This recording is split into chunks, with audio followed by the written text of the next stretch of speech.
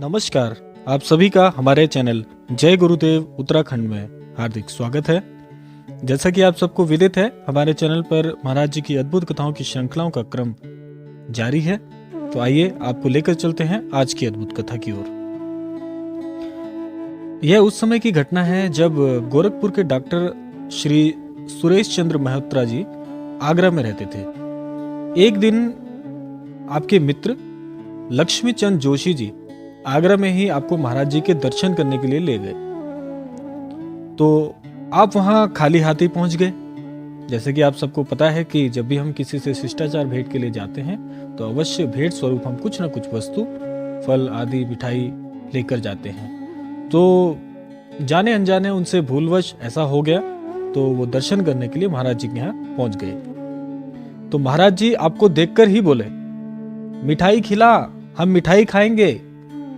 तो जैसे ही महाराज जी का इस तरह का आग्रह या आदेश, आप जो भी कह लीजिए, प्राप्त हुआ, तो आप उसी समय बाजार की ओर निकल गए और मिठाई लेकर महाराज जी के पास वापस आ गए। महाराज जी ने एक छोटा सा टुकड़ा लिया, जो कि उन्होंने छोटा सा टुकड़ा लेकर प्रसाद स्वरूप खा लिया और बाकी मिठाई उपस्थित लोगों में बंटवा दी।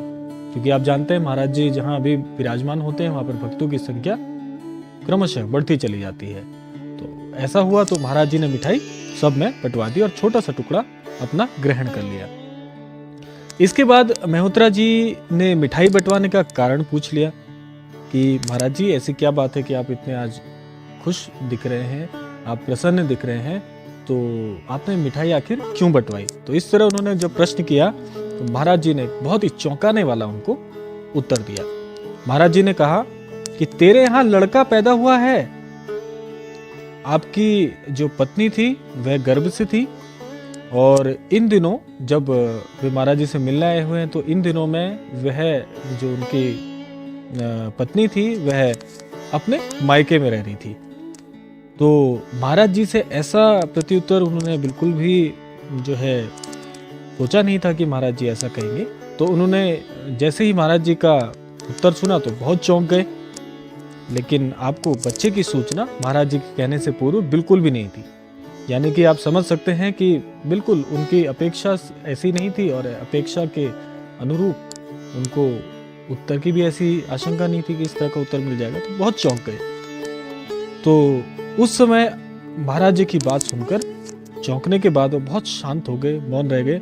लेकिन आपके आश्चर्य का ठिकाना तब नहीं रहा जब मल्होत्रा जी ने घर लौटने पर उन्हें एक तार प्राप्त हुआ। उस तार में इसकी जानकारी उनको मिल गई कि उनके घर में एक जो है पुत्र पैदा हुआ।